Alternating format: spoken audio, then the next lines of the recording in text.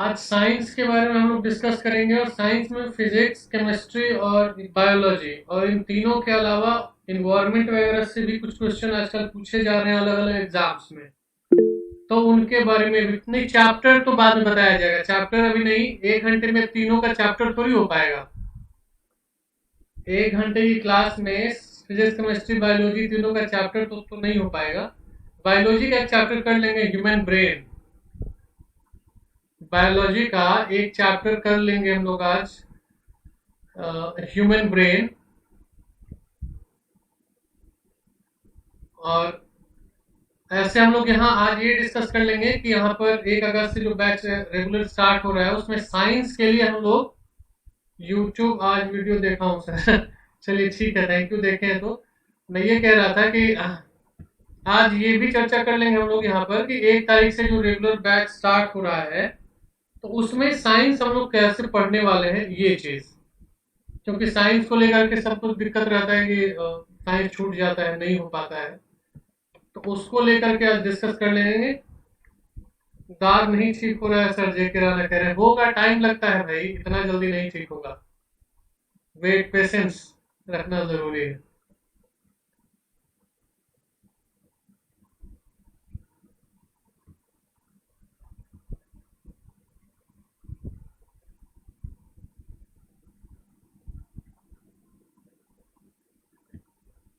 यही चैप्टर आप लोगों के स्क्रीन पे दिख भी रहा होगा।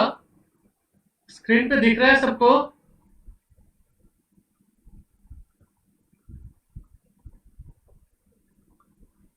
स्क्रीन पे ह्यूमन ब्रेन दिख रहा है सबको लिखा हुआ? हाँ, तो यही चैप्टर आज करेंगे, लेकिन चैप्टर बाद में स्टार्ट किया जाएगा, पहले थोड़ा डिस्कस कर लेते हैं उसके बाद। और जिनको जुड़ना है वो जुड़ गए हैं, बाद में जो लोग अब जुड़ेंगे वो अपना समझेंगे, उनका छूटेगा। तो आज का क्लास अब स्टार्ट किया जाए।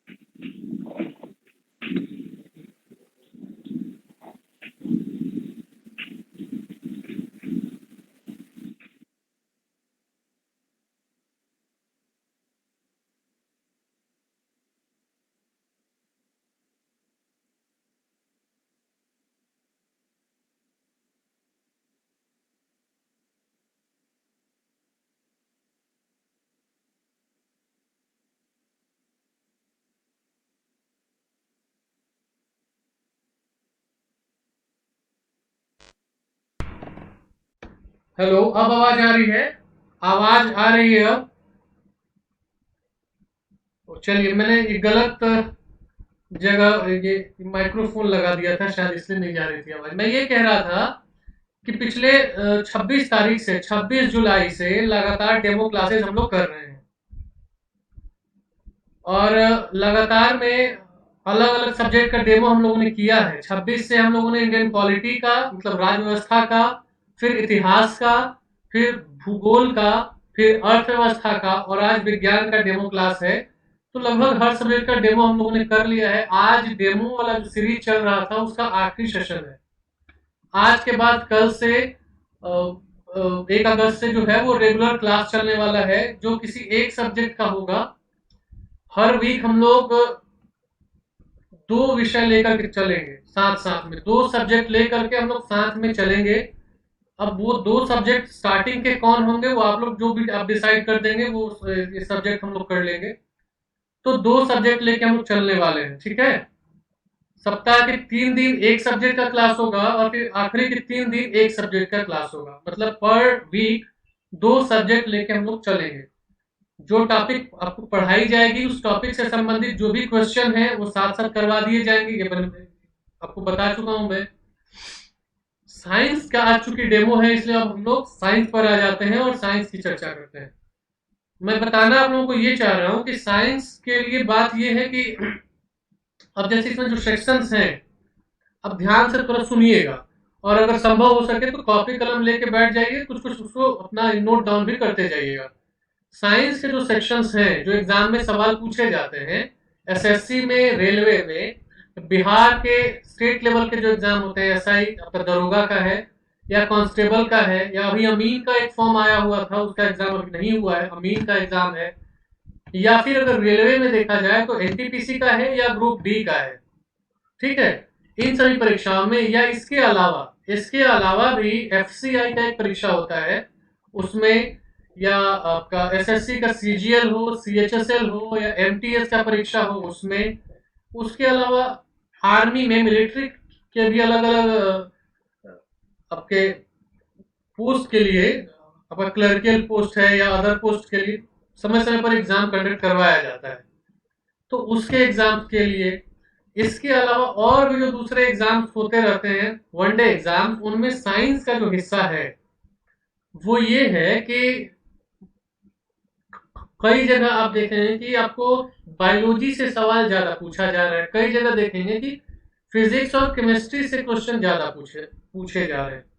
इनके अलावा, बायोलॉजी, फिजिक्स और केमिस्ट्री के अलावा, स्पेस साइंस मतलब अंतरिक्ष विज्ञान, डिफेंस मतलब रक्षा इक्विपमेंट जो खरीदे, जैसे अभी कल का ही न्यूज है, राफेल इंडिया आ गए हैं 5 राफेल विमान।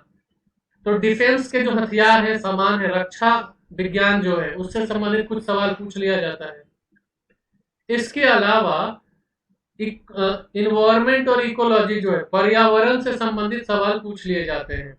जैसे आपको पूछ लिया जाता है कि क्लोरोफ्लोरोकार्बन का फॉर्मूला बताइए, या ये पूछ लिया जाता है कि एसिड रेन, अम्ल वर्षा जो होती है उसका क्या कारण है, ठीक है। इस प्रकार के भी प्रश्न पूछे जाते हैं। तो कहने का मेरा तात्पर्य यह है कि फिजिक्स, केमिस्ट्री और बायोलॉजी के अलावा स्पेस, डिफेंस, इन्वायरमेंट, इकोलॉजी, इन सभी से संबंधित प्रश्न भी पूछे जाते हैं। जैसे इकोलॉजी का एक सब्जेक्ट, एक टॉपिक है फूड चेन और फूड वेब, खाद्य श्रृंखला और आहार जाल, जिसको हम लोग कहते हैं फूड चेन और फूड वेब। तो इनसे संबंधित प्रश्न पूछ लिए जाते हैं। कभी कभी इसमें पिरामिड से संबंधित सवाल पूछे जाते हैं, इकोसिस्टम से संबंधित सवाल पूछ लिए जाते हैं, पारिस्थितिकी जिसको हम लोग कहते हैं हिंदी में। तो इस प्रकार के प्रश्न पूछे जाते हैं। यहाँ जीएस सेंट्रल के इस लाइव क्लास में जब हम लोग साइंस की बात करते हैं तो हम इन सभी की बात कर रहे हैं। मतलब ये हुआ कि आप लोगों को साइंस जो यहाँ पढ़ाया जाएगा वो पूरा, मतलब फिजिक्स, केमिस्ट्री, बायोलॉजी के साथ साथ स्पेस, डिफेंस और इन्वायरमेंट, इकोलॉजी, इकोसिस्टम, इन सभी इन सभी से संबंधित जो भी आपके इंपॉर्टेंट पॉइंट्स हैं, और सॉरी, इंपॉर्टेंट पॉइंट्स हैं और इंपॉर्टेंट चैप्टर्स हैं, वो सब हम लोग यहाँ यहाँ कंप्लीट करेंगे। लेकिन कैसे कंप्लीट करेंगे, अब इस पर हम लोग चर्चा करते हैं। देखिए बात ये है कि जब हम लोग ये अपन डिजिटल एजुकेशन की बात करते हैं तो मार्केट में कंटेंट ऑलरेडी अवेलेबल है, वो आप भी एक्सेस कर सकते हैं, हर आदमी के फोन पे इंटरनेट अवेलेबल है और वो कंटेंट कहीं से भी डाउनलोड करके वो पढ़ सकता है। कहने का मतलब है कि कंटेंट की कमी नहीं है, पीडीएफ के फॉर्म में या वीडियो के फॉर्म में साइंस का और हर सब्जेक्ट का कंटेंट अवेलेबल है। आप लोगों के फोन में भी अलग अलग सब्जेक्ट के पीडीएफ होंगे, लेकिन बात है कि फोन में पीडीएफ रखने से मतलब नहीं है। मतलब यह है कि आपने उसको क्या समझा और आपको याद हुआ कि नहीं हुआ, और समझ भी लिया और अगर याद भी हो गया तो फिर फाइनल बात यह है कि आप एग्जाम में उस सब्जेक्ट से संबंधित क्वेश्चंस पर परफॉर्म कर पा रहे हैं कि नहीं, मतलब उसको अटेम्प्ट कर पा रहे हैं कि नहीं कर पा रहे हैं। जहां तक मेरा अनुभव है तो उसमें आपकी तैयारी के लिए सबसे आवश्यक चीज जो ये है, साइंस के दृष्टिकोण से मैं कह रहा हूँ, विज्ञान के लिए स्पेशली कह रहा हूँ, कि पूरा विज्ञान अगर आप पढ़ने बैठेंगे तो वो साल 1.5 साल का कोर्स है, उतना पढ़ने की आपको जरूरत है नहीं। आपको करना ये है कि जो मार्केट में बुक्स अवेलेबल है, अच्छी किताबें जो हैं ऑब्जेक्टिव क्वेश्चन टाइप्स की, उनमें से किताबें खरीदनी है। अगर आप नहीं खरीद सकते हैं तो मैं आपको पीडीएफ उन बुक्स की अवेलेबल करा दूंगा इसी जगह पर और अपने चैनल पर। वो पीडीएफ पर हम लोग उसको डिस्कस करेंगे। कहने का मतलब मैं ये कह रहा हूँ आप लोगों को, फ्रैंकली अगर कहा जाए तो, कि कंटेंट मैं आपको जो देने जा रहा हूँ वो कंटेंट मेरा अपना कंटेंट नहीं होगा, क्योंकि कंटेंट ऑलरेडी अवेलेबल है। कोई भी लिखेगा अगर कोशिका के बारे में तो कोशिका के बारे में कोई भी एक ही बात लिखेगा, मार्केट में जो कंटेंट है उसमें भी सेम वही बात लिखी हुई है जो मैं आपको लिख के दूंगा। तो फिर से दोबारा मेहनत अपनी एनर्जी खर्च करने की कोई जरूरत ना मुझे है ना आप लोगों को है। हमें करना क्या है कि मार्केट में जो सबसे अच्छा कंटेंट है उसको वहां से उठाना है और उसका इस्तेमाल करना है और अपने नॉलेज को इनरिच करना है। बात समझ में आ रही है आप लोगों को?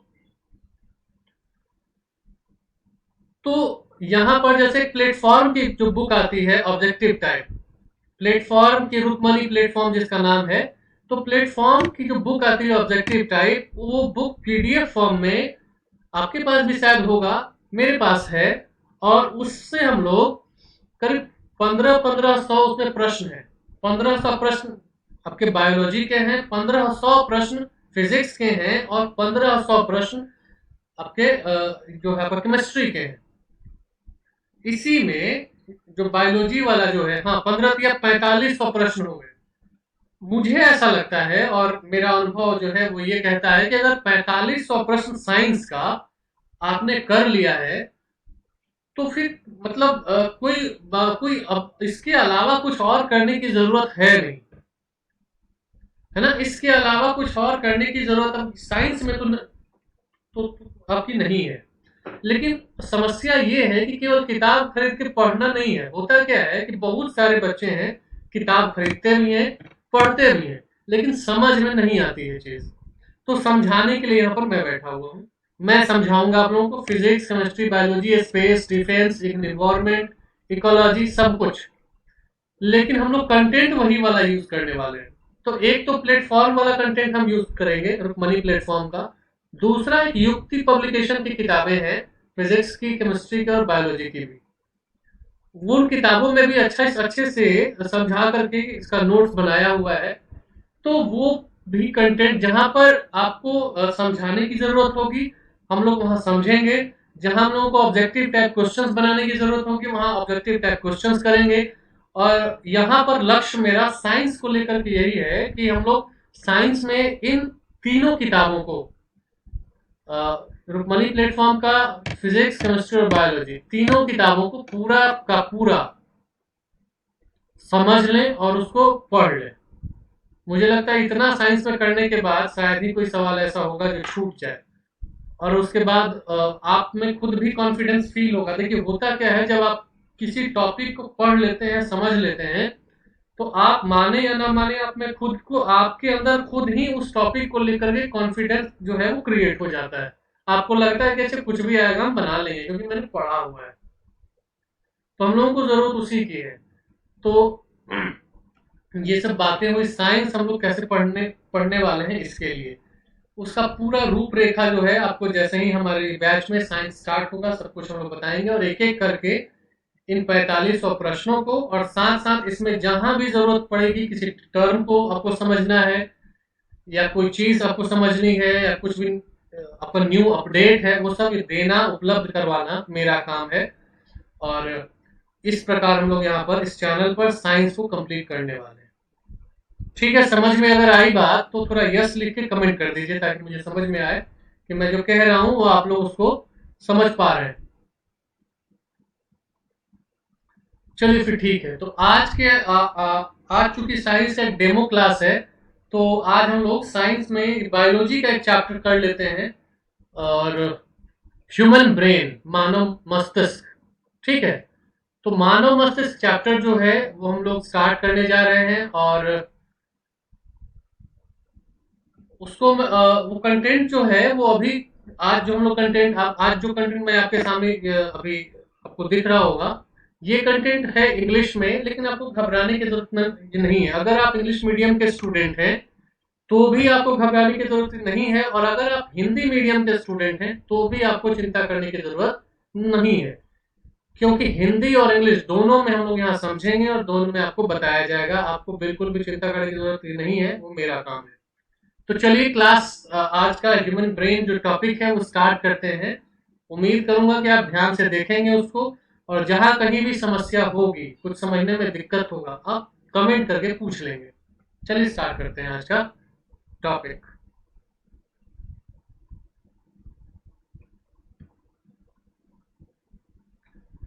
ह्यूमन ब्रेन, मानव मस्तिष्क। जैसा कि आप जानते हैं कि ह्यूमन ब्रेन जो है, मानव का जो मस्तिष्क है, मानव अपनी पूरी जिंदगी में जितनी भी एक्टिविटीज करता है,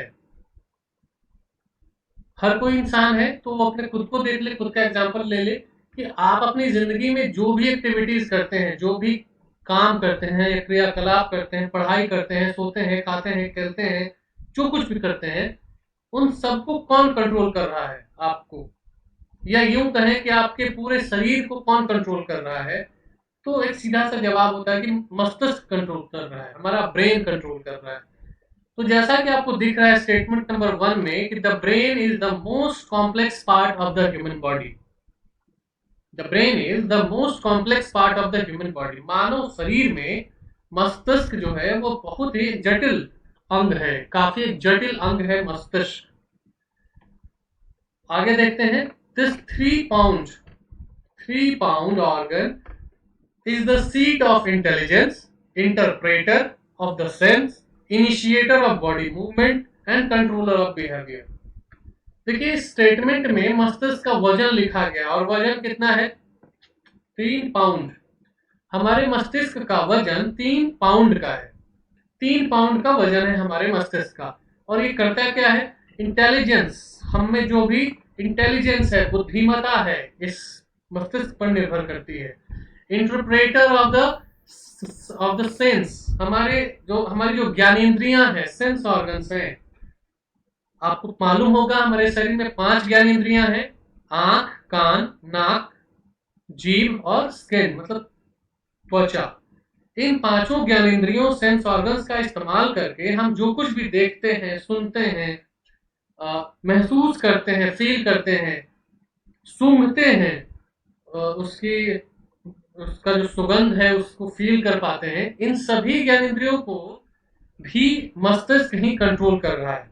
और क्या है? इनिशिएटर ऑफ बॉडी मूवमेंट, हमारे शरीर का जो मूवमेंट होता है, मूवमेंट समझ रहे हैं? हमारे शरीर का जो हम चलते हैं, बैठे हुए हैं, हिल रहे हैं, डुल रहे हैं, हमारे शरीर का जो मूवमेंट है ये सब भी मस्तिष्क कंट्रोल कर रहा है। और हमारा बिहेवियर जो है, हमारा व्यवहार जो है, हम कभी उदास हो जाते हैं, कभी हम काफी गुस्से में हो जाते हैं, कभी हम खुश रहते हैं, कभी दुखी रहते हैं। तो ये हमारा बिहेवियर है, अलग अलग बिहेवियर। कभी हम डर जाते हैं, तो कभी हम काफी ज्यादा उत्तेजित हो जाते हैं। तो ये सारे बिहेवियर जो है इन्हें भी मस्तिष्क ही कंट्रोल करता है। आगे देखते हैं, human brain is highly complex organ which is mainly composed of nervous tissues। मानव शरीर का जो मस्तिष्क है वो बहुत ही जटिल अंग है और यह मुख्यतः तंत्रिका कोशिकाओं से बना हुआ है, नर्वस टिश्यूज से बना हुआ है। ठीक है, मानव शरीर में मस्तिष्क जो है वो मुख्यतः तंत्रिका कोशिकाओं से बना हुआ होता है। आप जानते हैं हमारे शरीर में जितनी भी कोशिकाएं हैं उसमें तंत्रिका कोशिका जो है वह सबसे लंबी कोशिका होती है और मस्तिष्क जो है वो तंत्रिका कोशिकाओं से बना हुआ है। द टिश्यूज, अच्छा टिश्यूज लिखा ना, मतलब तंत्रिका उत्तक से बना हुआ है, sorry. The tissues are highly folded to accommodate a large surface area in less space. अब देखिए मस्तिष्क जो है, जैसा कि ऊपर के डायग्राम या फिर और आप नीचे आ जाएं, एक डायग्राम दिखाता हूँ। ये डायग्राम देखिए, हमारा मस्तिष्क जो है वो अगर उसके अंदर इतनी ज्यादा चीजें हैं, उत्तक हैं, मसल्स हैं, जिनके लिए ज्यादा स्पेस की आवश्यकता होती है, लेकिन स्पेस उतना है नहीं, हमारे मस्तिष्क में उतनी जगह नहीं है।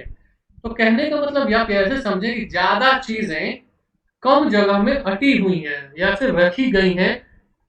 हमारे मस्तिष्क के बारे में हम बात कर रहे हैं कि इसमें ज्यादा चीजें कम जगह में हटाई गई हैं, रखी गई हैं। The brain is housed inside the skull. Skull मतलब होता है खोपड़ी। Optimum protection, for optimum protection, हमारा मस्तिष्क जो है वो मुख्यतः हमारी खोपड़ी के अंदर होता है। खोपड़ी जिसको हम लोग स्कल कहते हैं, खोपड़ी के अंदर होता है। और खोपड़ी के अंदर क्यों है? क्योंकि मस्तिष्क को प्रोटेक्शन, सुरक्षा प्रदान करने के लिए वह खोपड़ी के अंदर एडजस्ट की गई है। The human brain can be divided into 3 regions. मानव मस्तिष्क को 3 हिस्सों में बांटा जा सकता है। ध्यान से सुनिएगा, चैप्टर खत्म होने के बाद मुझे उम्मीद है कि आप लोगों को ह्यूमन ब्रेन से संबंधित कोई और कंफ्यूजन नहीं होगा आपके दिमाग में। मानव मस्तिष्क जो है वो बेसिकली 3 हिस्से में डिवाइड है। सबको याद हो जाना चाहिए कि मानव मस्तिष्क बेसिकली 3 हिस्से में डिवाइड है। कौन कौन वो हिस्से हैं बात करते हैं। पहला है फोर ब्रेन, अग्र मस्तिष्क हिंदी में कहा जाता है। फोर ब्रेन आगे का, मस्तिष्क के आगे का हिस्सा जो है वो फोर ब्रेन कहलाता है। दूसरा है मिड ब्रेन, मध्य मस्तिष्क, बीच का जो हिस्सा है उसे कहते हैं मिड ब्रेन। थर्ड वाला जो है वो है हिंड ब्रेन, पश्च मस्तिष्क, पीछे का मस्तिष्क का हिस्सा। अग्र मस्तिष्क, मध्य मस्तिष्क और पश्चिम मस्तिष्क हिंदी में। अगर इसे इंग्लिश में बात कर ली जाए तो फोर ब्रेन, मिड ब्रेन और हिंड ब्रेन। आगे चलते हैं। एक डायग्राम आपको दिख रहा होगा आपके स्क्रीन पे, इस पे आप देखें फोर ब्रेन कहां पर है, मिड ब्रेन कहां है और हिंड ब्रेन कहां है। फोर ब्रेन, मिड ब्रेन और हिंड ब्रेन।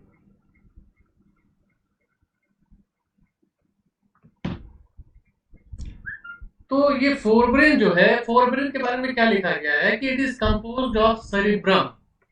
फोर ब्रेन जो है उसके अंदर जो चीज है उसको कहते हैं सेरिब्रम। सेरिब्रम देखिए, आप साथ साथ ना उच्चारण करते जाइएगा, क्योंकि उच्चारण करने से, बार बार एक वर्ड को बोलने से वो वर्ड बोलना भी आसान हो जाता है और याद भी हो जाता है। तो अभी हमने बात किया कि मस्तिष्क जो है वो 3 हिस्से में डिवाइड है, फोर ब्रेन, मिड ब्रेन और हिंड ब्रेन। और हम अभी देख रहे हैं कि फोर ब्रेन जो है उसमें सेरिब्रम होता है, सेरिब्रम। दूसरा है मिड ब्रेन, मध्य मस्तिष्क। इसमें क्या है, तो इसमें हाइपोथैलेमस होता है, हाइपोथैलेमस। स्क्रीन पर जो डायग्राम आपको दिख रहा है उसमें हाइपोथैलेमस, मिड ब्रेन जो है उसका हाइपोथैलेमस उसका हिस्सा है। तीसरा जो है वह है हिंड ब्रेन, पश्च मस्तिष्क। और हिंड ब्रेन जो है it is composed of cerebellum, pons and medulla oblongata. उच्चारण करते रहिएगा, ठीक है। It is composed of cerebellum, pons and medulla oblongata. तो अब तक हमने क्या याद किया? 2 बातें याद की। नंबर 1 कि मानव मस्तिष्क जो है वो 3 हिस्से में डिवाइड है, फोर ब्रेन, मिड ब्रेन और हिंड ब्रेन। दूसरी बात जो याद की वो ये कि फोर ब्रेन में सेरिब्रम होता है, मिड ब्रेन में हाइपोथैलेमस होता है और हिंड ब्रेन में सेरिबेलम, पोन्स और मेड्यूला ओब्लंगाटा, 3 चीजें होती हैं। आगे चलते हैं। अब हम सेरिब्रम के बारे में बात करेंगे। अभी मैंने बताया आप लोगों को कि सेरिब्रम जो है वो फोर ब्रेन का हिस्सा होता है और सेरिब्रम के बारे में और क्या जानकारी हमें इकट्ठी करनी है, तो cerebrum is the largest part in the human brain. यह सवाल कई बार रेलवे की परीक्षाओं में पूछा जा चुका है कि मानव मस्तिष्क का सबसे बड़ा हिस्सा कौन सा है, लार्जेस्ट पार्ट कौन सा है, तो आप उसका जवाब बताएंगे सेरिब्रम। सेरिब्रम जो है वो मानव मस्तिष्क का सबसे लार्जेस्ट पार्ट है। It is divided into two hemispheres, दो अर्धगोलों में इसको डिवाइड किया गया है। कौन कौन? उनको कहा जाता है सेरिब्रल हेमिस्फीयर। सेरिब्रम को दो जो हेमिस्फीयर में डिवाइड किया जाता है उसको कहते हैं cerebral hemisphere, that are joined together by a heavy dense bands of fiber called the corpus callosum। Cerebrum जो है वो दो हिस्से में डिवाइड है और दोनों हिस्सों को जो बैंड जो है, बैंड फाइबर बैंड, पेशियों का एक बैंड नुमा आकृति जिस जो उन दोनों को बांधे हुए है या एक दूसरे से कनेक्ट किए हुए है, जोड़े हुए है, उसको कॉर्पस कोलोसम कहा जाता है। तो यहाँ पर हमने क्या क्या याद किया सेरिब्रम के बारे में, कि सेरिब्रम सबसे लार्जेस्ट पार्ट है। दूसरी बात याद किया कि ये दो हिस्से में डिवाइड होता है, इनको सेरेब्रल हेमिस्फीयर कहा जाता है। तीसरी बात याद किया कि इन दोनों हेमिस्फीयर को जोड़ने वाली जो चीज है उसको कॉर्पस कोलोसम कहा जाता है। आगे चलते हैं। The exterior portion of the cerebrum is the cortex. Cerebrum के एक्सटीरियर पार्ट जो है, मतलब उसका बाहरी आवरण जो है, उसे कॉर्टेक्स कहा जाता है। It consist of neuron cells which are grey in color। इसमें तंत्रिका कोशिकाएं होती हैं जो रंग में ग्रे कलर की होती हैं, भूरी कलर की होती हैं। Hence also referred as, है ना, इसको हम लोग कहते हैं ग्रे मैटर। यह सवाल फिर से एग्जाम में आया हुआ सवाल है कि ग्रे मैटर कहाँ पाया जाता है। Grey matter is found where, कहाँ पाया जाता है? तो ग्रे मैटर जो है वो सेरिब्रम के आउटर कॉर्टेक्स जो है उसमें पाया जाता है। याद रहेगा, ग्रे मैटर क्यों कहा जाता है? क्योंकि इसका कलर जो है वो ग्रे होता है। The cortex is extremely convoluted that increases its surface area. Extremely convoluted होता है मतलब मुड़ा हुआ होता है। The internal part of the cerebrum is the medulla. It comprises the neuron cells, ठीक है। सेरिब्रम के अंदर का जो हिस्सा है उसको हम मेड्यूला के नाम से जानते हैं। सेरिब्रम के अंदर का जो हिस्सा है उसको मेड्यूला कहा जाता है, मेड्यूला।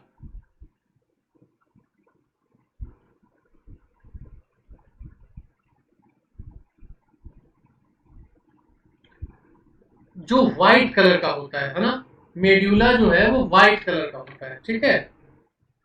तो सेरिब्रम में जो दो हिस्से हैं उनके बारे में बात कर लिया हमने। एक आपका तो हो गया या ग्रे मैटर एक्सटीरियर वाला, और दूसरा हो गया आपका ये इंटरनल जो पार्ट है उसको वो व्हाइट कलर का होता है, उसको हम मेड्यूला के नाम से जानते हैं, ठीक है।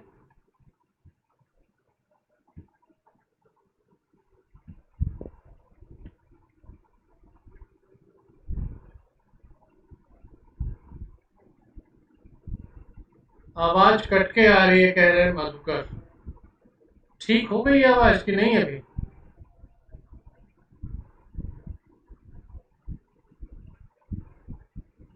चलिए आगे चलते हैं हम लोग। तो ये हमने सेरिब्रम के बारे में भी डिस्कस किया है। अभी इसके बारे में थोड़ा और डिस्कस करना है। सेरिब्रम हम लोग जो सबसे लार्जेस्ट पार्ट है उसके बारे में बात कर रहे हैं। देखिए सेरिब्रम जो है उसको फिर से चार हिस्से में डिवाइड किया जा सकता है। सेरिब्रम को पुनः चार भागों में बांटा जा सकता है। वो कौन कौन हिस्से हैं देखते हैं एक करके। Number 1 is frontal lobe, parietal lobe, occipital lobe और आपका टेम्पोरल लोब। उच्चारण करते रहेंगे, बोल बोल के उच्चारण करेंगे आप। फ्रंटल लोब मतलब आगे का, पेरिएटल लोब है, फिर ऑसिपिटल लोब है, फिर टेम्पोरल लोब। देखिए ये फिगर आप पहले देख लें। चार लोब्स दिख रहे हैं सबको स्क्रीन पे? कमेंट करके बताइए, स्क्रीन पे सबको दिख रहा है ना इमेज? और इमेज में चार लोब्स यहाँ दिख रहे हैं, फ्रंटल लोब, पेरिएटल लोब, है ना, ओसिपेटल लोब और टेम्पोरल लोब। ये सेरिब्रम के चार हिस्से हैं एक्चुअली, ठीक है।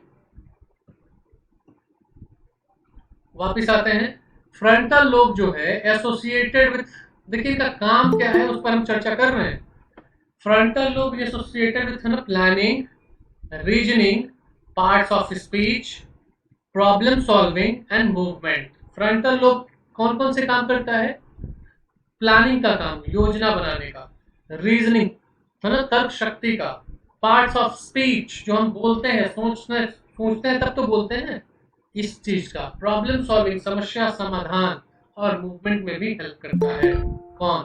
Frontal lobe of cerebrum. Parietal lobe क्या काम करता है? मूवमेंट में यह भी हेल्प करता है, मूवमेंट में हेल्प करता है, and perception of stimuli and orientation. Stimuli समझते हैं? स्टिमुली मतलब होता है उद्दीपन, हिंदी में उसको उद्दीपन कहा जाता है। स्टिमुली का मतलब है कि आपको कोई चीज फील होना, ठंडा, गर्मी, या फिर उमस, या फिर और भी कोई चीज, कोई आपको छू रहा है, कोई छूता है, आपको टच करता है, तो वो फीलिंग जो है, वो परसेप्शन उसका जो है, वो आपका ओरिएंटेशन भी वो डिसाइड करता है, मतलब पेरिएटल लोब। तीसरा वाला जो है वो है ऑसिपिटल लोब। ऑसिपिटल लोब कहने का मतलब है कि सेरिब्रम का थर्ड हिस्सा, यह विजुअल प्रोसेसिंग में हेल्प करता है, विजुअल प्रोसेसिंग में हेल्प करता है। विजुअल प्रोसेसिंग मतलब आंखों में हेल्प, आंखों को देखने में मदद करता है। चौथा है टेम्पोरल लोब। टेम्पोरल लोब जो है वह perception and recognition of auditory stimuli, memory and speech में हेल्प करता है। देखिए, स्टिमुली तो मैंने बताया कि उद्दीपन होता है, लेकिन ऑडिटरी स्टिमुली क्या है? देखिए, कई बार क्या होता है कि आपके फोन, आपको कोई व्यक्ति फोन कर रहा है, या फोन किसी ने किया जिसका नंबर आपके फोन में फीड नहीं है, ठीक है, लेकिन आप उसकी आवाज सुन के पहचान जाते हैं कि आपके कोई रिलेटिव बोल रहे हैं या आपका कोई दोस्त बोल रहा है। इसे कहते हैं ऑडिटरी स्टिमुली, आवाज सुन के पहचानना। या फिर आपके बगल वाले कमरे में कोई न्यूज देख रहा है और मोदी जी उस पर स्पीच दे रहे हैं, ठीक है, भाषण दे रहे हैं, बगल वाले कमरे में आप बैठे हुए हैं, आप देख तो नहीं रहे कौन भाषण दे रहा है, लेकिन जैसे ही भाइयों बहनों सुना आपने, आपको पता चल गया कि कौन बोल रहा है। तो ये कैसे होता है? आपने कभी सोचा? ये सब, ये ऑडिटरी स्टिमुली का एग्जाम्पल है, और ये मेमोरी भी इसमें है। मेमोरी मतलब भाइयों बहनों सुना आपने तो आप समझ गए कि कौन बोल रहा है, ठीक है। तो ये काम कौन कर रहा है? ये टेम्पोरल लोब कर रहा है, ठीक है। तो हमने देखा सेरेब्रम के चार हिस्से हैं, frontal lobe, parietal lobe, occipital lobe, और एक आपका है टेम्पोरल लोब। आगे चलते हैं, अब इनके फंक्शंस थोड़ा देखते हैं हम कि फंक्शन क्या है, सेरिब्रम का फंक्शन क्या है। स्टार्ट करते हैं। The cerebrum controls the cerebrum controls the voluntary motor actions. दूसरा कह रहा है, it is a site of sensory perception like tactile and auditory perception. पहला तो ये हो गया कि cerebrum control voluntary motor action. Voluntary मतलब इच्छा से, हम अपनी इच्छा से जो काम करते हैं, जैसे मैं अपने हाथ हिला रहा हूँ, मूवमेंट कर रहा हूँ, मैं चल रहा हूँ, ठीक है, खुजली कहीं हुई, मैं उसको खुजला रहा हूँ, या इस प्रकार का कोई भी काम, वॉलंटरी काम जो है, जो अपनी इच्छा से हम कर रहे हैं, बोल रहा हूँ, उसको कंट्रोल करता है। और फिर क्या है? सेंसरी परसेप्शन को कंट्रोल करता है। वो मैंने अभी बताया कि सेंस ऑर्गन्स की सहायता से हम जो फील करते हैं, महसूस करते हैं, ये भी सेरिब्रम का इंपॉर्टेंट काम है। The cerebrum also includes, cerebrum में और क्या क्या चीजें हैं, अब हम इसकी चर्चा करने वाले हैं। तो सेरिब्रम में और क्या क्या है, देखते हैं एक करके। It also includes sensory area. Sensory organs आपने समझा कि जो ज्ञानेंद्रियां हैं, उनसे संबंधित जो एरिया है, it receive the message. Sensory area जो है वो आउटर एनवायरनमेंट से मैसेज रिसीव करता है। मैसेज रिसीव करने का मतलब ये हुआ कि आपने, आंख है आपके पास, आईज है, आंख एक सेंस ऑर्गन है, एक ज्ञानेंद्रिय है, एक ज्ञानेंद्रिय है। आपने किसी व्यक्ति की इमेज देखी, फोटो देखी, है ना, किसी हीरो की फोटो मान लीजिए आपने देख लिया, और जैसे आपने अपनी आंखों से देखा, आप उसे पहचान गए कि ये अमिताभ बच्चन है, तो तो आपने कैसे पहचाना? ये अमिताभ बच्चन को जो आपने उनको आइडेंटिफाई किया, ये कैसे किया? क्योंकि आउटर इन्वायरमेंट में जो आपको फोटो दिखाई गई वो मैसेज आपके दिमाग में गया और फिर दिमाग ने अपने मेमोरी का इस्तेमाल करके उसको डिकोड किया और कहा कि ये फोटो जो आपको दिखाई जा रही है ये अमिताभ बच्चन है। तो आपने कहा कि अच्छा ये अमिताभ बच्चन है। तो सेंसरी एरिया का काम है बाहर से मैसेज रिसीव करना। जैसे आग अगर जल रही हो और आपका हाथ उसमें लग जाए तो आप हाथ हटा लेते हैं, तो आग गर्म है, ये मैसेज आपने रिसीव किया ना अपने स्किन की सहायता से। सेंस ऑर्गन है स्किन, उसकी सहायता से रिसीव किया। यही मैं समझाना चाह रहा हूं कि सेंसरी एरिया का काम है आउटर एनवायरनमेंट से मैसेज रिसीव करना। दूसरा जो है वो है association area. It is to associate this information with the previous and other sensory information. Association area क्या करता है कि लगातार जो मैसेजेस आपको बाहरी दुनिया से मिल रहे हैं उन सब को एक दूसरे के साथ अरेंज सीक्वेंस में अरेंज करके उनको एसोसिएट करके उसका कुछ मीनिंगफुल अर्थ निकालता है। ठीक है, जैसे कि मान लीजिए आप कोई मूवी देख रहे हैं और उसमें लड़ाई का कोई सीन हो रहा है, एक व्यक्ति ने दूसरे को मारा, दूसरे ने फिर किसी और को मारा या उसने फर्स्ट वाले को मारा।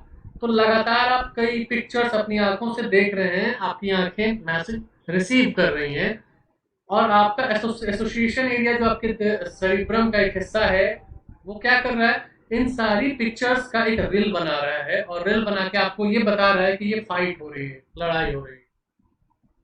आगे चलते हैं, motor areas. Motor areas, it is responsible for the action of the voluntary muscles। देखिए होता क्या है कि ऐसा नहीं कि आप केवल मैसेज रिसीव करते हैं, जब आप मैसेज रिसीव करते हैं उसके बाद मैसेज के अकॉर्डिंग आप रिस्पॉन्स भी तो करते हैं। अगर कोई मच्छर आपको काटता है तो आपका स्किन जो एक सेंस ऑर्गन है वो मैसेज रिसीव करके बताता है आपके दिमाग को कि बाहर से अटैक हुआ है और आपका दिमाग उस मैसेज को डिकोड करके मोटर एरियाज की सहायता से रिस्पॉन्स करता है और आपका हाथ ऑटोमेटिकली उस जगह पर जाकर के मच्छर को मार देता है। तो ये पूरा जो सीक्वेंस है, ये पूरी प्रक्रिया जो हुई, इसमें ये तीन चीजें शामिल हैं, सेंसरी एरिया, एसोसिएशन एरिया और मोटर एरियाज। ठीक है, आगे चलते हैं। The cerebrum is also responsible for thinking, intelligence, consciousness, memory and will power. मैं ऑलरेडी बता चुका हूं आप लोगों को कि सेरिब्रम सबसे लार्जेस्ट पार्ट है और यह योजना बनाने, रीजनिंग मतलब तर्क शक्ति, समस्या समाधान, बुद्धिमत्ता इत्यादि से संबंधित है। आपकी इच्छा शक्ति जो है उससे संबंधित है। तो ये सब सेरिब्रम का इंपॉर्टेंट काम है। जरा मैसेज करके ये बताइए, समझ में आया सेरिब्रम के बारे में कुछ? सेरिब्रम के बारे में समझ में आया? क्लियर है? याद रहेगा आपको? भूलेंगे तो नहीं? चलिए अब आगे चलते हैं।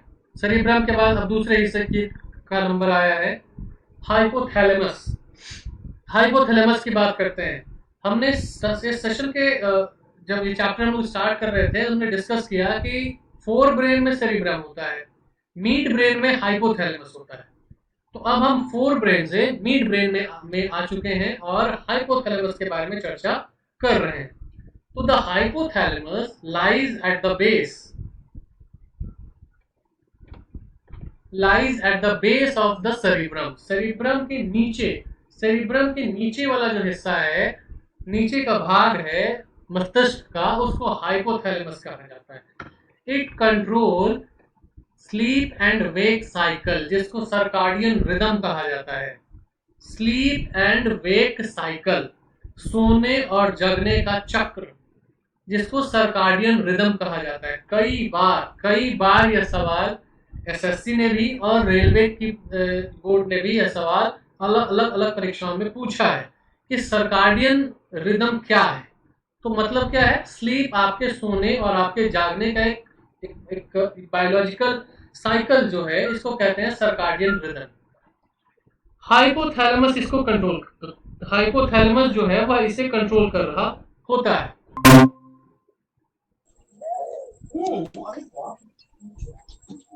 एक सेकंड जरा, एक क्लास हो रही है।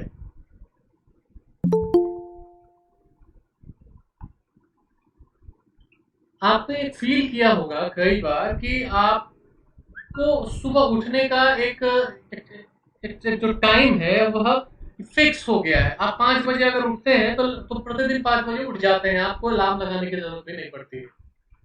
या कई बार आपने यह भी फील किया होगा कि अगर आपको दोपहर में सोने की आदत है, 1 बजे, 2 बजे, 12 बजे या जब भी, आपको उस टाइम पे खुद ब खुद नींद जैसी फीलिंग होने लगती है। आपको अगर देर रात जागने की आदत है, मान लीजिए रात में जग के आप पढ़ते हैं, आपको देर रात तक जगने की आदत है, और आपको हम कह दें या कोई आपके परिवार का ही कह दे, पापा या मम्मी कह दें कि भाई 10 बज गया, जाओ जाके सो जाओ। अब चले तो जाते हैं मगर नींद जो है वो नहीं आती है, नींद अपने टाइम पर ही आएगी। तो ये जो चक्कर चल रहा है ये क्या है? इसे सर्काडियन रिदम कहा जाता है। हर व्यक्ति के सोने और जागने का एक रिदम है, एक साइकिल है, एक चक्र है, और यह चक्र को कौन मेंटेन कर रहा है, कंट्रोल कौन कर रहा है? हाइपोथैलेमस, जो मिड ब्रेन का हिस्सा है। इट ऑल्सो कंट्रोल, देखिए ये और क्या चीज कंट्रोल करता है उस पर चर्चा कर लें। It also control the urge for eating and drinking. अर्ज मतलब होता है इच्छा करना, ईटिंग मतलब खाने की इच्छा, ड्रिंकिंग मतलब कुछ पीने की इच्छा। जैसे आपको भूख लगी है, कहते हैं ना भूख लग गई है, तो कौन बताया आपको कि आपको भूख लग गई? ये कहां से आपको समझ में आया कि भूख लग गई? हाइपोथैलेमस ने बताया है भैया कि भूख लग गई। वैसे ही अगर पानी पीने की इच्छा है तो आप कहते हैं कि मुझे प्यास लगी हुई है, तो ये इंफॉर्मेशन कहां से आपके पास आया कि आपको प्यास लगी हुई है? तो ये दोनों बातें जो है, ये हाइपोथैलेमस जो है इसको ये कंट्रोल कर रहा है और वो इसमें हेल्प करता है।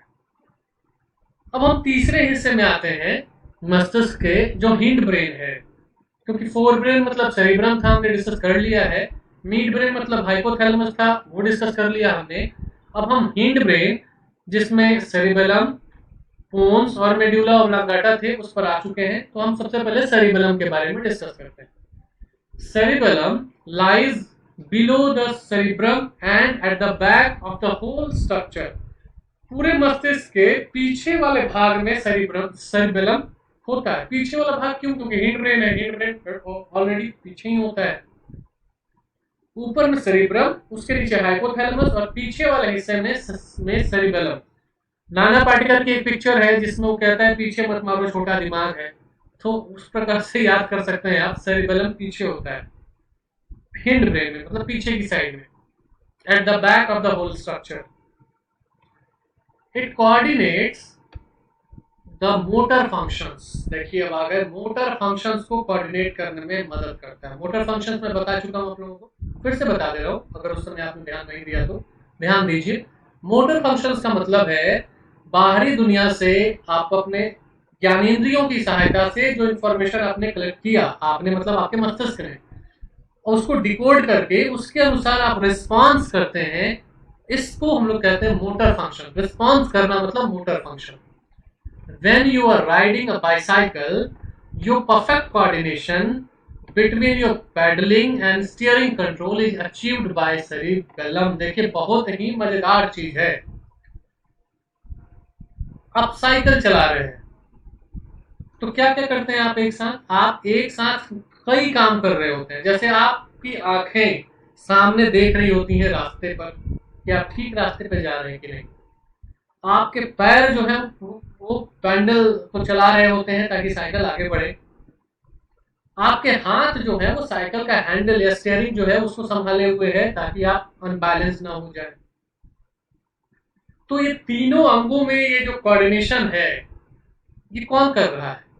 तो ये सेरिबेलम कर रहा है। ध्यान दें, या आप कार चला रहे हैं तो उसमें क्लच, एक्सलरेटर और ब्रेक एक साथ ही दिए गए होते हैं। तो कब क्लच दबाना है, कब ब्रेक दबाना है और कब एक्सलेटर दबाना है, ये कौन कोऑर्डिनेट कर रहा होता है? ये सेरिबेलम कोऑर्डिनेट कर रहा होता है। मतलब भगवान ने आपके अंदर वो मशीन फिट, वो एक एक कंट्रोल रूम फिट कर दिया है कि आपकी हर एक्टिविटी को कोई ना कोई कंट्रोल कर रहा है, कोई ना कोई मतलब कोई ना कोई ऑर्गन। मेन उसको हम ब्रेन कह लेते हैं, लेकिन ब्रेन के अंदर भी कई चीजें हैं जो आपको आपकी अलग अलग एक्टिविटीज को कंट्रोल कर रही होती हैं। तो आपने समझा कि सेरिबेलम क्या कर रहा है। सेरिबेलम आपके मोटर फंक्शंस में कोऑर्डिनेशन बैठाता है। जैसे सपोज दैट आपकी स्क्रीन पर दिख रहा होगा, शायद मैं आपको कुछ बता रहा हूँ, साथ साथ मेरे हाथ भी अलग अलग मूवमेंट में हिल रहे हैं, मैं बोल भी रहा हूँ और आपकी तरफ देख भी रहा हूँ। तो मेरी आंखें, मेरी आवाज और मेरे हाथ, इन तीनों में जो कोऑर्डिनेशन है ये कौन कर रहा है, सेरिबेलम कर रहा है। आगे चलते हैं। The main function of the cerebellum include, cerebellum के मुख्य जो कार्य है उसमें क्या क्या है। इट सेंसेस इक्विलिब्रियम, इक्विलिब्रियम मतलब होता है शांत हो जाना। दूसरा है ट्रांसफर ऑफ इंफॉर्मेशन, सूचनाओं का आदान प्रदान करता है। Fine control of the voluntary body movements, आप अपनी इच्छा से अपने शरीर की विभिन्न जो क्रियाएं करते हैं उसको कंट्रोल करता है। वॉल्वेंट्री लेकिन इच्छा से। The cerebellum is responsible for coordinating eye movements, बहुत सी इंटरेस्टिंग बात है। आईज, आंखें, आप जब स्क्रीन पर देख रहे हैं तो आपकी आंखें मतलब दोनों आंखें स्क्रीन पर ही देख रही है ना। ऐसा तो नहीं है कि एक आंख आपकी बाईं ओर देख रही है, दूसरी आंख आपकी दाईं ओर देख रही है, ऐसा नहीं है। आपकी दोनों आंखें जो हैं वो दोनों आंखें सामने ही देख रही हैं। अगर आप अपने बाईं ओर देखें तो दोनों आंखें बाईं ओर देखने लगेंगी। अगर आप पे दाहिनी ओर देखें तो दोनों आंखें दाहिनी ओर देख रहे हैं। मतलब आपकी आंखें जो है उनमें कोऑर्डिनेशन है, उसमें एक समन्वय है। और समन्वय क्या है, अगर क्या ऐसा हो सकता है कि एक आंख से आप ऊपर देखें और दूसरी आंख से आप नीचे देखें, ऐसा नहीं हो सकता है, क्योंकि फिर वो कोऑर्डिनेशन गड़बड़ा जाएगा। तो ये आपकी आंखों का जो कोऑर्डिनेशन है ये भी कौन डिसाइड कर रहा है और कौन कंट्रोल कर रहा है, याद रखेंगे सेरिबेलम कंट्रोल कर रहा है, जो हिंड ब्रेन का हिस्सा है। आगे चलते हैं। It predicts the future position of the body during a particular movement। देखिए ये भी इंपॉर्टेंट बात है। आप बैठे हुए हैं, सपोज दैट, मान लीजिए, मान क्या लें, आप बैठे ही होंगे अभी, और आप एक पोजीशन में बैठे बैठे थक गए हैं तो पोजीशन चेंज करते हैं आप। तो आपका अगला पोजीशन कौन सा होगा ये भी सेरिबेलम ही डिसाइड करता है। मतलब इट ऑलरेडी डिसाइडेड कि आपका अगला पोजीशन क्या होगा। सपोज दैट आप दौड़ रहे हैं, तो दौड़ते समय एक पैर आगे आया, उसके बाद ऑटोमेटिकली दूसरा पैर आगे आ जाता है। वो कैसे आगे आ जाता है, क्या कोई ठेल रहा है, नहीं ठेल रहा है, वो ऑटोमेटिकली हो रहा है। लेकिन वो ऑटोमेटिकली कर उसको कंट्रोल कौन कर रहा है, सेरिबेलम कंट्रोल कर रहा है। ठीक है ना। Future position of the body during a particular movement, किसी खास काम को करते समय आपका अगला पोजीशन क्या होगा ये डिसाइड करता है सेरिबेलम। आगे चलते हैं। The cerebellum is also essential for making fine adjustment to motor action, उनको एडजस्टमेंट भी करता है, वही बात है। अगला है both anterior and posterior lobes are concerned with skeletal movements. खोपड़ी के जो के अंदर की जो चीजें हैं मस्तिष्क की, दो लोब्स हैं, एंटीरियर पोस्टीरियर जो लोब्स आपको बताया गया, वो स्केलेटल मूवमेंट, मस्तिष्क के अंदर जो मूवमेंट हो रहा है, जो चीजें हैं वो भी, जो मसल्स हैं, जो ब्लड है, जो कोशिकाएं हैं, जो टिश्यूज हैं, उनमें जो मूवमेंट हो रहा है उसको भी कंट्रोल करने के लिए सेरिबेलम जरूरी है। आखिरी है the coordinating and maintaining the body balance and posture during walking, running etcetera etcetera, swimming etcetera. आप स्विमिंग कर रहे हैं, तैर रहे हैं, तैरते समय हाथ आपके चलते हैं, आपका पैर चल रहा होता है, इन दोनों को कोऑर्डिनेट कर रहा है। आप दौड़ रहे हैं, आप वॉकिंग कर रहे हैं, इस प्रकार का कोई भी आप एक्टिविटी, वॉलंटरी बॉडी एक्टिविटी जो आपने अपनी इच्छा से कर रहे हैं, उन सभी को कंट्रोल करने का जिम्मेवारी सेरिबेलम की है, जो हिंड ब्रेन का हिस्सा है, मस्तिष्क के पीछे वाले भाग में रहता है। चलिए अब आगे चलते हैं और अब हम लोग पहुंच गए हैं मेड्यूला के पास। मेड्यूला हिंड ब्रेन का ही दूसरा हिस्सा है। हमने बताया था कि हिंड ब्रेन के 3 हिस्से हैं, सेरेबेलम, मेड्यूला ऑब्लांगाटा और पोन्स। तो अब हम लोग मेड्यूला के बारे में स्टार्ट कर रहे हैं पढ़ना। Medulla forms the brain stem along with the pons. देखिए जो डायग्राम आपको दिख रहा होगा, इसमें ये चीज जो आपको दिखाई दे रही है, ये आपका ब्रेन स्टेम है। सामने आपको दिख रहा होगा ब्रेन स्टेम, जो आगे जाकर के स्पाइनल कॉर्ड में बदल जाता है। अगला सेंटेंस भी लिखा हुआ है, it lies at the base of the brain. मस्तिष्क के नीचे, उसके बेस में, आधार में होता है, into the spinal cord. Spinal cord कहते हैं हम मेरुरज्जु को, मेरुरज्जु स्पाइनल कॉर्ड। तो स्पाइनल कॉर्ड के रूप में आगे जाके ये चेंज हो जाता है। Medulla controls various involuntary functions like heart beat and respiration। मुख्य बात तो यहाँ है, मेड्यूला आपके हार्ट बीट को कंट्रोल कर रही है, आपके रेस्पिरेटरी रेट और रेस्पिरेशन को कंट्रोल कर रही है। मतलब आपके हृदय की जो धड़कन है, हृदय की धड़कन, मूवी वाली धड़कन नहीं, उसको कंट्रोल कर रहा है। और रेस्पिरेशन मतलब श्वसन, सांस जो आप लेते हैं और छोड़ते हैं, और सांस लेने के बाद अंदर जो भी एक्टिविटीज हो रही हैं आपके शरीर में, उन दोनों को भी मेड्यूला ही कंट्रोल कर रहा है। ध्यान से सुनिए और याद रखिए, मेड्यूला क्या करता है? हार्ट बीट को कंट्रोल कर रहा है, रेस्पिरेशन को कंट्रोल कर रहा है मेड्यूला। अब हम अगले पॉइंट पर आ गए हैं, जिसका नाम है पोन्स। ये भी हिंड ब्रेन का ही हिस्सा है। आपके सामने स्क्रीन पे पोन्स का इमेज दिख रहा होगा, और पोन्स उसमें दिखाया गया है एक एरो की सहायता से। मस्तिष्क के नीचे का हिस्सा है, आधार का हिस्सा है, बेस का हिस्सा है। और देखिए क्या लिखा हुआ है इसके बारे में, the pons is the major structure of the brain stem. Brain stem का ही हिस्सा है यह, है ना। Present between the mid brain and medulla oblongata. Mid brain और hind brain, hind brain medulla oblongata है, तो मिड ब्रेन और मेड्यूला ऑब्लांगाटा के बीच में यह स्थित होता है। क्या? Pons. It serves as a relay station. बहुत ही महत्वपूर्ण बात है, रिले स्टेशन का काम करता है। रिले स्टेशन समझ रहे हैं आप? प्रसारण स्थल या प्रसारण का केंद्र, स्थल नहीं कहें उसको, प्रसारण केंद्र कहें। रिले स्टेशन जैसे रेडियो एफएम जो आप सुनते हैं, वो कहीं से रिले होता है ना, आकाशवाणी से या किसी और से। तो सूचनाएं जहां से रिले की जा रही, जहां से अलग अलग जगहों पर भेजी जा रही। एफएम सुनते हैं आप, एफएम में क्या होता है? एफएम स्टेशंस जो हैं, वहां पर रेडियो जॉकी जो है वो एक जगह बैठे रहते हैं, और वहां से अब इंफॉर्मेशन मतलब हाँ, ब्रॉडकास्टिंग अलग अलग जगहों पर होती है, अलग अलग एरियाज में लोग एफएम सुन रहे हैं। तो ये ब्रॉडकास्टिंग का काम जो है, रिले स्टेशन का काम जो है, वो फोन करता है। Between the lower cerebellum and spinal cord and higher parts of the brain like mid brain and cerebellum. कुल मिला के बात ये है कि ये जो भी आउटर इन्वायरमेंट से, बाहरी दुनिया से सिग्नल्स, मैसेज जो आपको मिलते हैं, वो सिग्नल्स के रूप में मिलते हैं। उन सिग्नल्स को मस्तिष्क के अलग अलग हिस्से में रिले करना, ब्रॉडकास्ट करना, प्रसारित करने का काम पोन्स जो है वो करता है। आगे चलते हैं। The main function of the pons include. Pons का मुख्य कार्य क्या है, देखते हैं एक करके। It is involve in transferring information between the cerebellum and motor cortex. अभी बता ही दिया कि रिले स्टेशन का काम करता है। रिले स्टेशन का मतलब क्या हो गया? इंफॉर्मेशन इंफॉर्मेशन को ट्रांसफर कर रहा है, वही बात।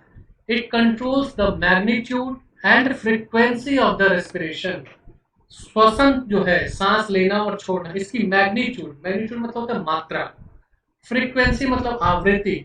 1 मिनट में कोई व्यक्ति कितनी बार सांस लेगा और छोड़ेगा, और किस स्थिति में उसकी फ्रीक्वेंसी कैसी होगी। जैसे सपोज दैट आप सोए हुए हैं, उस समय रेस्पिरेशन की फ्रीक्वेंसी जो है वो अलग होगी, और अगर आप अगर आप मान लीजिए पढ़ रहे हैं, उस समय फ्रीक्वेंसी अलग होगी। आप दौड़ रहे हैं, उस समय सांस काफी तेज हो जाती है, आप वॉकिंग कर रहे हैं, अलग अलग एक्टिविटीज को करते समय हमारे रेस्पिरेशन की फ्रीक्वेंसी, आवृत्ति जो है, बारंबारता जो है, वह चेंज होती रहती है, बदलती रहती है। तो रेस्पिरेशन की फ्रीक्वेंसी और रेस्पिरेशन का मैग्नीट्यूड, मात्रा और उसकी आवृत्ति, इन दोनों को कंट्रोल करने का काम टोन्स का है। ओके, आगे चलते हैं। It is also involve in controlling the sleep cycle. देखिए, स्लीप साइकिल की बात हमने की थी अभी। स्लीप साइकिल को कंट्रोल करने में टोन्स का भी हिस्सा होता है। अब हम फोर्थ देख रहे हैं। In addition the tones is involve in sensations such as sense of taste, hearing and balance. Sensation को भी रिसीव करता है टोन्स। कौन कौन से? जैसे आप कुछ खाते हैं तो उसका जो स्वाद है, जो टेस्ट है, आपने गुपचुप खा लिया, उसका टेस्ट अच्छा लग रहा है, खराब लग रहा है, ये टेस्ट ज्यादा नमक है, ज्यादा तीता है, ये कैसे पता चलता है? आप कहेंगे कि जीभ के द्वारा पता चलता है। बिल्कुल ठीक है, जीभ एक सेंस ऑर्गन है, लेकिन जीभ का काम टेस्ट को आइडेंटिफाई करना नहीं है। टेस्ट, जीभ का काम है मैसेज को मस्तिष्क तक पहुंचा देना। अब मस्तिष्क ये बताएगा कि ये मीठा है कि तीता है, नमकीन है कि नहीं है, और मस्तिष्क में पोन्स हैं जो इस बात को डिसाइड करते हैं। ठीक है। हियरिंग, सुनने की क्षमता जो है, बैलेंस, अपने शरीर को बैलेंस बना के रखने की। ऐसा तो नहीं होता ना कि आपको खड़ा किया गया और अपने आप जो है वो गिर गए, नहीं होता है। आप खड़े हैं मतलब बैलेंस है, आप बैठे हैं तो गिर तो नहीं जाते ना, आप बैठे हैं मतलब बैलेंस में बैठे हैं। तो ये बैलेंस बनाने का काम जो है वह भी टोन्स का है। तो इस प्रकार हमने पूरे मस्तिष्क के अलग अलग हिस्सों के बारे में पढ़ा भी, और उनके क्या काम हैं इनके बारे में भी अभी चर्चा की है। अब ये आपका काम है बताना कमेंट करके कि भाई आपको समझ में आया कि नहीं आया। तो जल्दी जल्दी कमेंट कीजिए और बताइए।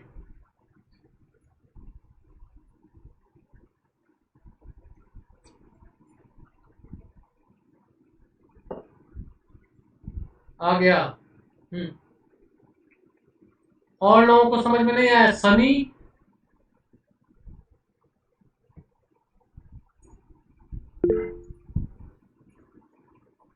सिंपल इफेक्टिव लैंग्वेज है। Good good good. चलिए, तो समझ में आ गया, ये अच्छी बात है। तो यहाँ पर क्लास अब ह्यूमन ब्रेन वाला जो चैप्टर है, वो चैप्टर में इतना ही हमें जानना है, ये कंप्लीट हो गया। ह्यूमन ब्रेन जो चैप्टर है वो कंप्लीट हो गया है। अब इसको करना क्या आपको कि रिवाइज कर लेना है। और रिवाइज करने के लिए क्या किया जाएगा? तो जीएस सेंट्रल के जो ग्रुप है, ग्रुप पे ये जो कंटेंट है, पीडीएफ, ये पावर पॉइंट प्रेजेंटेशन है, ये मैं आपको इस सेशन के बाद, क्लास खत्म होने के बाद ग्रुप पे डाल दूंगा। आप लोग वहां से एक बार इसको रिवाइज कर लीजिएगा, और अगर चाहे लिखना कॉपी में तो लिख भी लीजिएगा।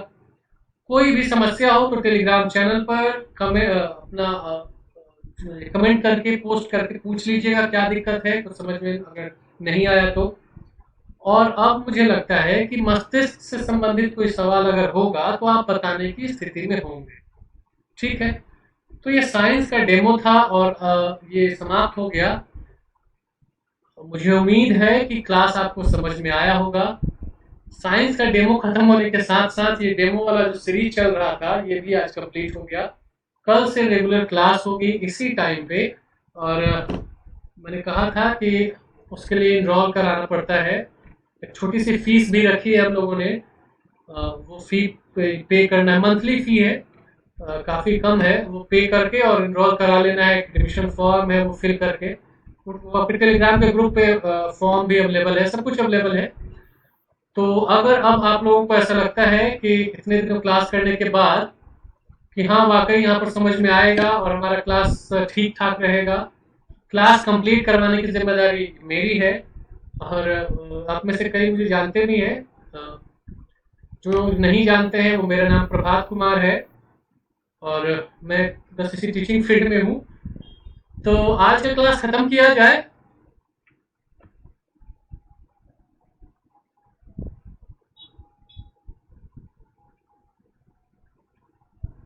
चलिए बताइए, आज का क्लास खत्म किया जाए अब। कल से इसी समय जो है वो रेगुलर क्लास होगा, और कल का क्लास जो है वो अ, आपको बता दिया जाएगा टेलीग्राम पे कि कल से किस सब्जेक्ट का क्लास स्टार्ट होने जा रहा है। और आज का सेशन जो है अब यहाँ हम लोग कंप्लीट करते हैं। आप लोग ज्वाइन किए इसके लिए थैंक यू। कुछ समझ में अगर नहीं आया तो टेलीग्राम पर आप फिर से पूछ सकते हैं। ये कंटेंट जो है आपको टेलीग्राम ग्रुप पे अभी जस्ट अपलोड कर दिया जाएगा। आप वहां से इसको डाउनलोड करके अपने पास जो है वो सेफ रख सकते हैं। ठीक है, थैंक यू वेरी मच। जिनको भी ज्वाइन करना हो क्लास, वो जिनको भी क्लास ज्वाइन करना हो वो इनरोल करा लीजिएगा। ठीक है, इनरोल कराने के लिए एडमिशन फॉर्म आपके टेलीग्राम ग्रुप पर है, और छोटी फी है वो आपको पे करना पड़ेगा। ठीक है, फिर आज का क्लास यहीं खत्म करते हैं। थैंक यू वेरी मच आपको जुड़ने के लिए। आगे की जो भी जानकारी आपको चाहिए वो टेलीग्राम ग्रुप पे आ जाइए, वहां पर आपको मिल जाएगी। ठीक है, थैंक यू वेरी मच।